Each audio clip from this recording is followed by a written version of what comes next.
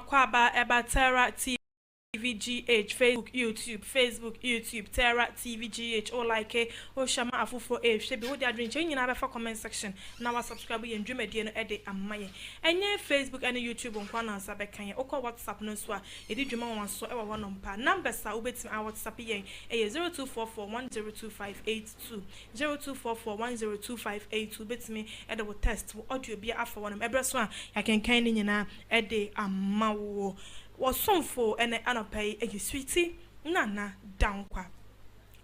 And chappy and I and say, ya bra penny Kofi Adoma when the didn't Juma our ABN Angel Broadcasting Network, ya bonny to our name. Sir and semi yen yati every vim lady a fiapoquia. I honomo and na yet ya a gentle hamo beer and sa a cambina. Said the Siba can the sunny soon say, eh, no be to 2 abon and idiot. Other why couldn't bet me? I say, I'm bransy. And said the son and dear Nancy, ain't oppression and in our board, dear not beer, Adrian General could see none no cosiada. Ah, na yere, Kofi Adoma when in a yere, a bar abundant, a betchy to my dear potsia. I see. Na yet see at the good dear potsia and a yere ebeche when they not just say, and yes, ya tutu abonani and one name umuno, ya tutu abonanim, nenim, any ya tutu no, a day abo. O baby sasana, a ya dear, and ye fana or coye, yenya dajina yenye and semi mu enchim. I fear a term ye 2024 and Dormaa for do one a fashion be a friend of Kofi. A fashion be a fiano, biano, one more edit. Na afie twam de ane de na wo mu di na afen so wo ma san de na Dormaa hena jema bedu 25th anniversary just say infrinchia de nunu ma banwa so say Dormaa hene no wo kan mi enu abom na wadi na te say timi aye sronko na enam so emma ehemfu ni mu ba kwa na say wona wonom ye atitenafo ma dwemade ne mu bi e hyada twefo no fre Kofi say oh dwemade bi say na e kwaso na ye bese say eya no waba na onso abetwa bi na atimi akwa ekyama Ghana man nyina ehunu dwemade bi sei a ekwaso nya hunya mamre ne amane a efa Dormaafo nso ehu Kofi je ne asopamu antwoma no afam kaka se duwo no ma ade ti beba okoba nyuma mama ne meda no druye no Kofi TV crew nko na Angel Broadcasting Network nso crew nko kambo mu na omu nyina akopie mu ewo dwemade no ase na kai se ye ba pani Kofi nso de oye brekum ni dihye pa dihye kan ewo gum na brekum so ne Dormaa menka say menteme waso nemum eye Dormaafo na so mpese o mo kyekere wo ho aka so mo ni brekum fo ewo wantwi sa na meka no inti sa ena etie ena nam so ema ya bra pani Kofi Adoma wani ekopie mu ewo dwemade na ase afahye bia asie no na nanom afahye bia asie no ya na etutuo atotuo eka dwemade na eho enya se ya tutuo ne de abo bi dabi ne momom hye da tutuo ne de hye esoro e de hwe nwem de hye dwemade ne mu kenafi se e amamre ne amane a ya na nanam egya to hono ma ebesine ye da so edi ekire enya se ye ohene bi ayiyo na ye anase ohene bi asetena te se ohene bi mfinhia na te se de Dormaa ne edi ne mfinhia de onunum no ne nyina na atutuo ya na ewo mpa na se yesu ohene bi ne nyina no ya na atuo totuo no eka sa dwemade ne nyina eho ede che ye ne bere anase ye ne gia yenya sana dwemade ne ya na empempi no etie enti dwemade as na etutuo ewo mu bi na ohene ba ku bi eba ya ewo se obi a wo dwemade na se bia na ekwa akotwa na ye bra pani eben ka no se wo kwa akotwa ohene kro na wo ba bese no ohene kro na eteka mu tina kaka se obedu no wasifom ena oben ho se okwa akotwa bi na enfunu ma no so da bia ha de enye na mom twam na kogina afase ena otwa mu kwana na obi so John mo ka omo to etuo no eho ebi ena ene Kofi ekogina nchen bebia yetutuo no dipako no kita tuo no ene bebia Kofi kogina emu nwa kra emu enwa kra menyini se bedru mensat okay mensatian tenteni die ebetimi adu na emu enwa ana empon emu nwa no etuo ne ya ekodwumadi asede bia de bia na me dwuma ye die nti no e kame ya se dwumadi bia kase dututuo mo ne die de bia no ye gina ebu wonom kwa wutimi ban wonom otutuo ne pe wucha ne chepe enso beto akonwiem ade ebegu hu ya etuo no mu powder ne bi ne bi begugugu trim ene ho na se etuo no to ye ne dede no begege wasum wasa to so suma ya tan won tehwe wasum dududududu na won sa ugina ne nchen kro beto about de bi de ba mo nya na sa de bi nemo ma de begun ye gunpowder no ebi ne begun ya mfiri dwumade na se na wutire no wo de etuo no atuduro no nkwa na ayeye ye ho nyina dwumade bia se mfu dwumade se de sa nti eyade ye common with ehemfo dwumade ase nti emfa no ba bia na Kofi ejina no kwa na ensese etuo ne timi bonanim na wo so otwehwe enwiem fi se sa na wono eto no ana de bia nso dwumade bia asa no ye wo mo ya hyeda atreni wo mo a wo mo etototototo etuo no okona na bantama hina yin fi se wo mrante wa wono dwumade a wodi ano fi na nanam tetete abreso wo dwumade a wodi ano no ene wugya ne nchen pe esonya do beto na border sa na tie da ni bi na begugu ho na etuo ni dede no agina checheche wasum tia ne de bia komto fu se fa da shashwasum se ba ya wasokra ensi sa na tie ti ba bia bra pani Kofi ekogina ye no ene emrante we ya wo tutuo no wo tutu na ne ten ya dan konsi ene wo tutu na ten ekoto ekobo ya bra pani Kofi Adoma wonwani nanim pe ena ekoboy said de me chim no bi beka sa tenten dodo emu adanse enti yenkwenenkwehwe video no emra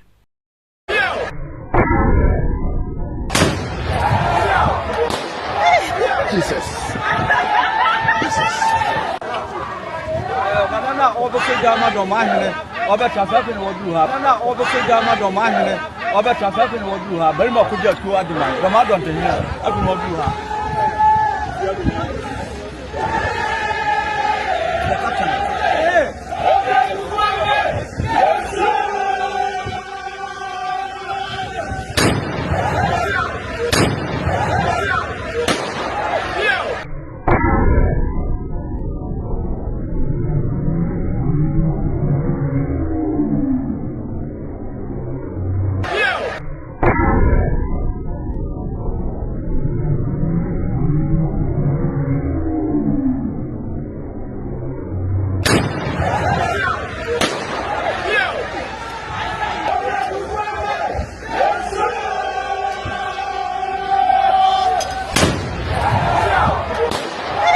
Jesus.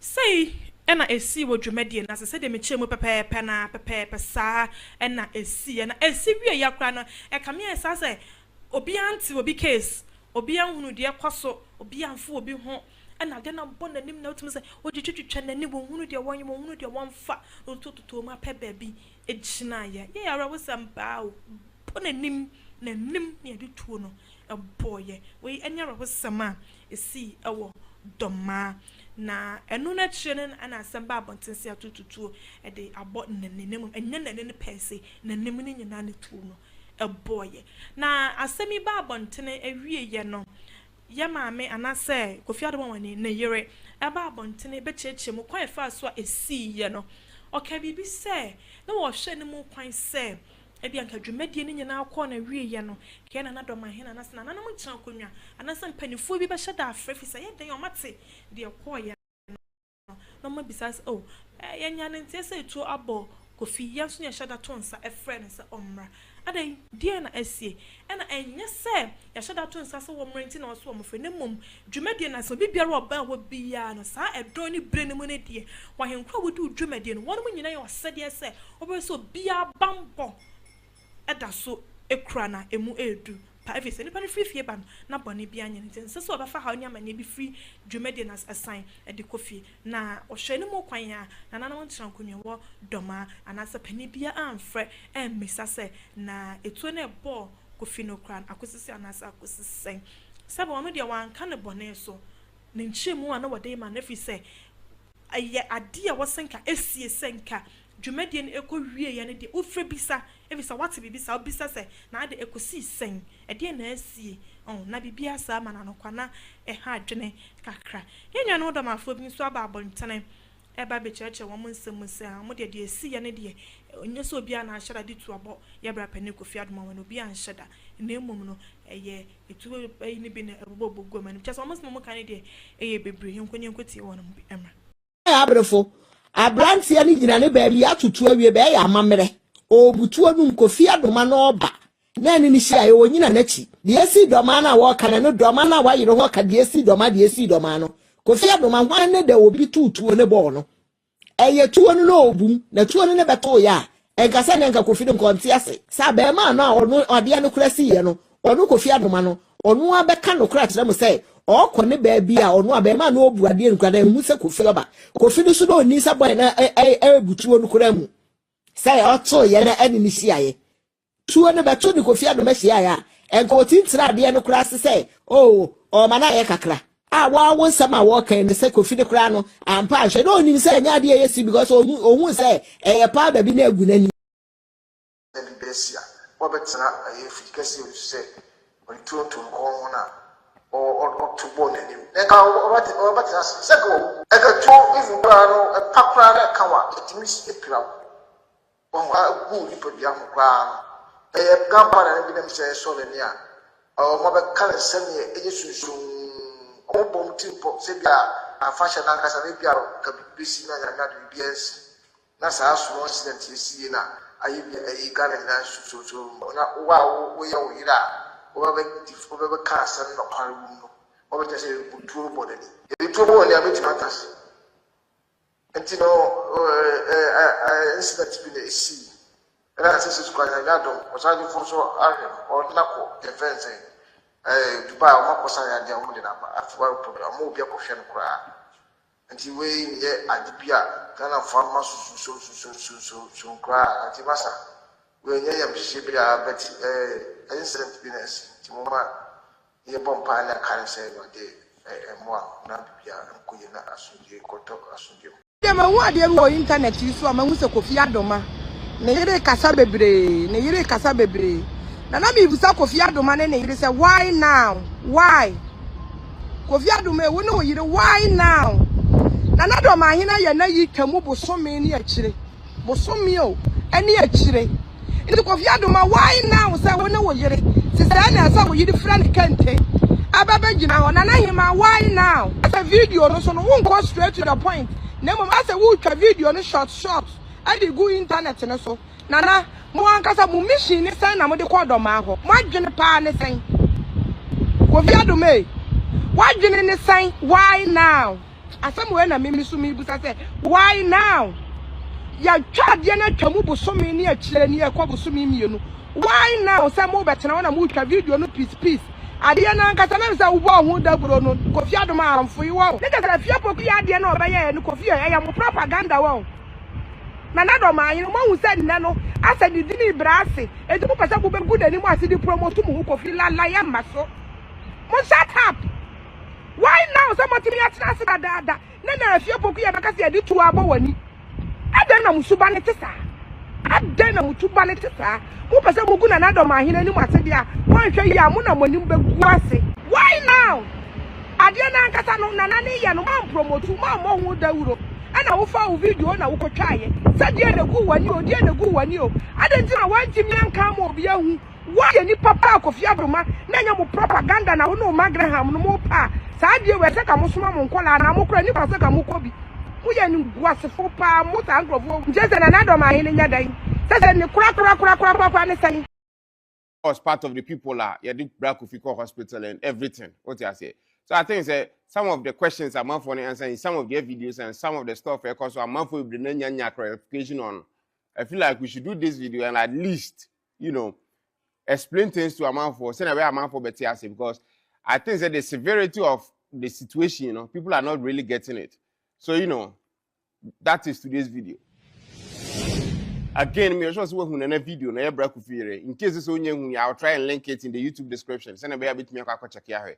She explained everything, from start to finish because there are some parts of the conversation I wasn't even privy to in regards to when they talked to Kofi, Senebeya, he will come and cover the event. I wasn't even in Ghana then. So, there are some things in that video, I think it will be best you go watch that one. But this one, let's focus on the video. Nana did the video explain exactly what happened in Dormaa, and then afterwards, normal happening, plus what they had to go through, and then Omoko Dubai, based on recommendation from I think Kolebu. It was either more fields to UK or Dubai, and they decided to go to Dubai because that was a little bit less than if says Nkomuko UK. Now, most of the times, if story be happening, I'll jump in front of the camera and talk about it, let people know exactly what happened, and then, you know, try and give a man for a or more info about that. You know. With this, you know, because of the sensitivity of it, you know, I decided to at least, you know, make sure say I have some rights to actually talk about it, because as something happened right as the last week. It happened about a month ago. And this, you know, is not like any other story we are now most of the times here. This is a story between Dormaa. This is a story between Kofi and also the wife, which is Anabni Truba. And, you know, there are so many things involved that you got to get some type of clearance as to what I bet me show or share. What I say. A month when a Kofi festival happened, you know. They know that it didn't happen just last week. It happened at Chekaka. But there is kind of a long time now, and a month we bring out to say, okay, Kofi Krako event and something happened. And all of these things, you know, there are, you know, reasons behind all of them. And it's not like say, I'm sorry, I don't post two video and I say, no. But right after another video, a couple of people are, you know, they will defend anything without actually knowing anything. Came up asking questions. And I feel like, you know, some of those videos, never can watch in later part of this video, and then we will actually react to some of them and answer some of the questions are no more videos, you know. But mostly, you know, what to say, I see Kofi, you're shooting in the face, and it was gunpowder, and I said to draw. What comes into your head immediately? You say, oh, any as to draw, they're like a course or no, everybody be good any so. So it's like a diato when we are there. But in this specific case, you know, that was not it. That was an entirely different conversation. Imagine the person was actually holding the gun, and Kofi was covering the event. There was an actual interview, and Kofi who do with I think one of the guys, I think some correspondents on back of NGTV, and also the Sanahin of Dormaa. So right after, I think during that time, now we said Dormaa Buchinkua or Mopo, and then people were, you know, making noise. So the whole thing, even listening to the interview, you know, was next to impossible. So the only thing for him as a good journalist and as a content creator was, okay, focus on what happened at the moment, you know, and then later not come back to the interview. That was what he did. And then, using the, I think the camera they were using at the time, even though they were shooting with other cameras, and he was holding, I think, DJI Osmo Pocket 3.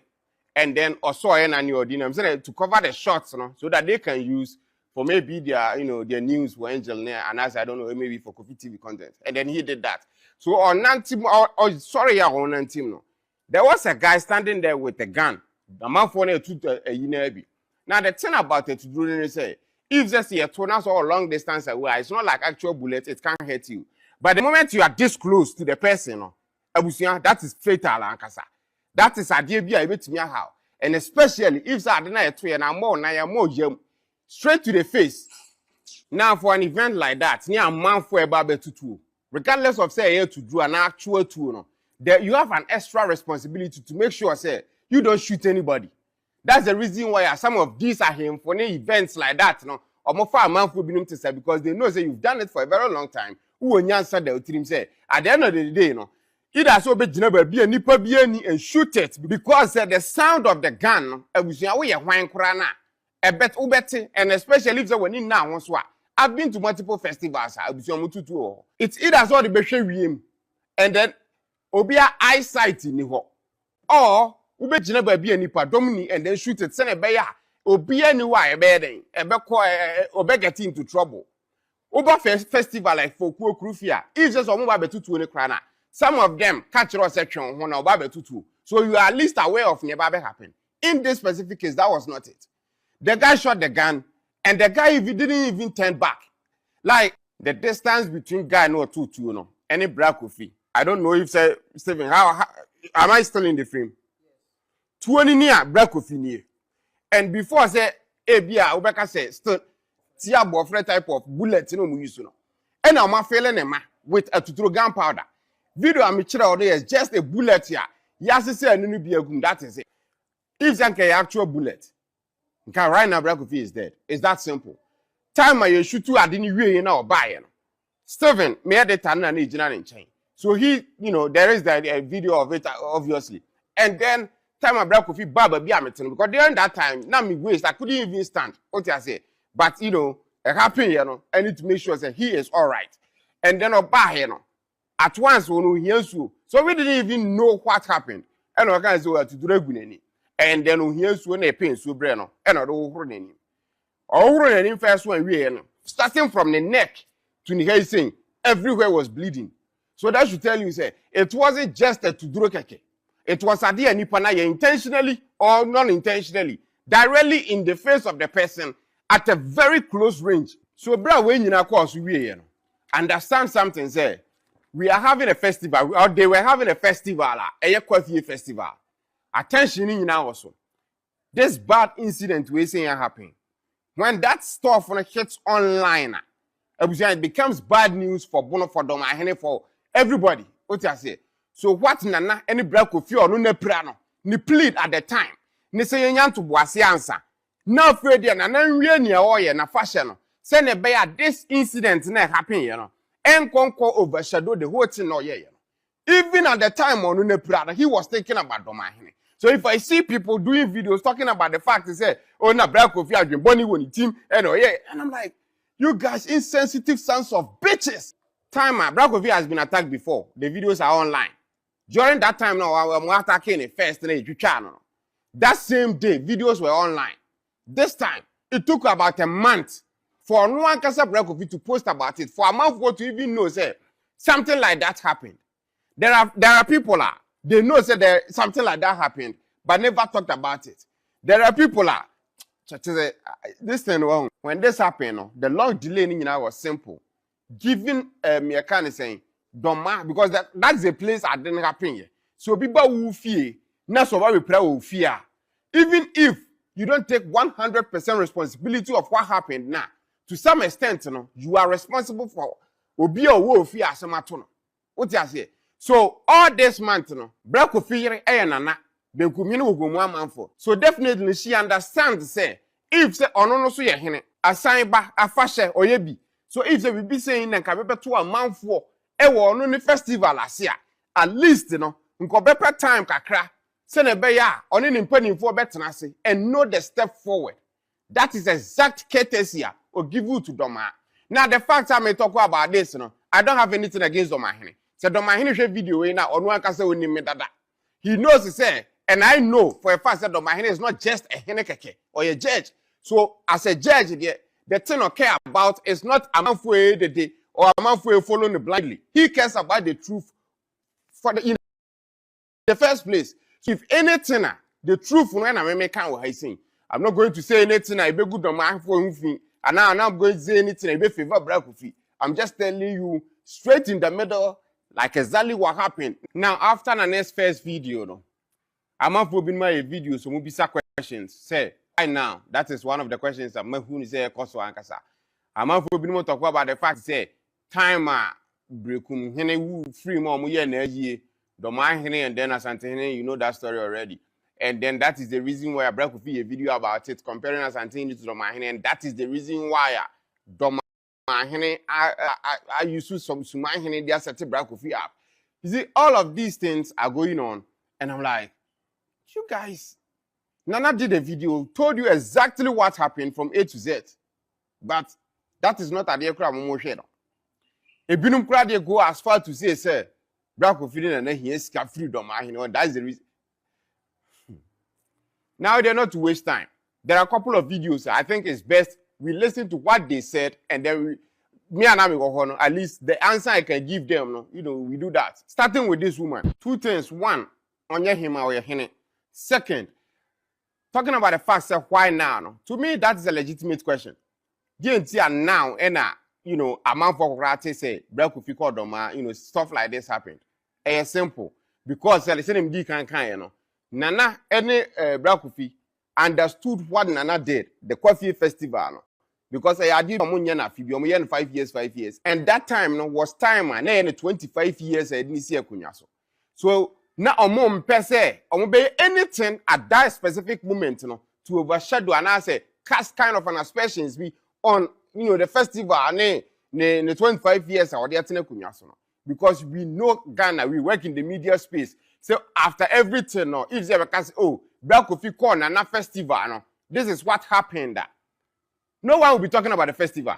All the attention will be on say oh okoha and we know the history that hodada so nana ne bra Kofi thought of all these things say be ya ye Dormaa for time now fe dia fashion we are whatever they need to do no at least they have that time to at least put themselves together and whatever steps they decide to take they take but 1 month later the steps are not taking to say again, I'm not privy to every conversation happening between Dormaa and then Kofi. Maga have na din nchemu aba bonten ama ye hunu adekodia potia esi so dia no so e kana mesme kan na no enya se obi se mashada na mudi tu anadomafo e na mo yakoro ato etuodi abo ya bra pani Kofi Adoma when efisi ye brekum na idesha na brekum so e wa asante afa na Dormaa ate ne hunti debi na mom e say no yentimi ka say ye san e na esan no e na yentimi ka say ye boapayo na mom de asie bia no esi awie ama kowie say ya bra pani Kofi Adoma wani de e say etuo abo nanim ama oje ayarehwe ebia no so aba bonten e de won krata aba bonten abechim se ye nyina yenka wono mo empire bomu na yense nyankopon wa yaresa emfa emma Kofi Adoma woni se nyankopon ba woni mobo na obesa ne yare na masa abeto ne dwumadi a odie no eso ama bibia eso etimi aye kama kan ti ye nyina se sabre ne enye we na sheda e na we ne yenya sam kan ye nyina yenya baako na yenka ya bra pani e won pai bom na ontim enya na yaresa na afen so mo amofrefre no na nai ma se osrem a momra of course no emra from kakrefi se sabre die nani abre pa otene kunu hu se oje ayaresa nti enso frefre no na onyani emfa enhwe ne kunu Terra TV GH YouTube Facebook and Ocean WhatsApp no so or test audio base media phone 0244 102582 Terra Media and so yasi media dwumedi ebe so dwumedi ben and awudi apese betwama eya ifo na ye ordination graduation wasu fie na o power no we ye wo hini bi bedi wa fashe we ye bi afi na ye de wadi ade afoforo wo nyuma bi gu wani so apesa we ye wo pe ba bi ama anasa bloggers bi ana social media fo bi aba betwa ama asam no atra mo bi atibia ni na Terra Media ye de ni nyina wodwuma birthday photo shoot pregnancy photo shoot e dia na wo pa Terra Media se ye fa camera enya ye ntimi nye emfa emabra the beginning yana ede amount live now your post production if I'm pen drives no said your penny biano ya be na kama de amount to friend penny for 0244102582 ya be so na ya no atwetwentwen komo ama koma etimi ato we yam cause ana kan your Terra TV GH so near fan sama e cause ya man Ghana ha say no enso mo me den sweetie nana dankwa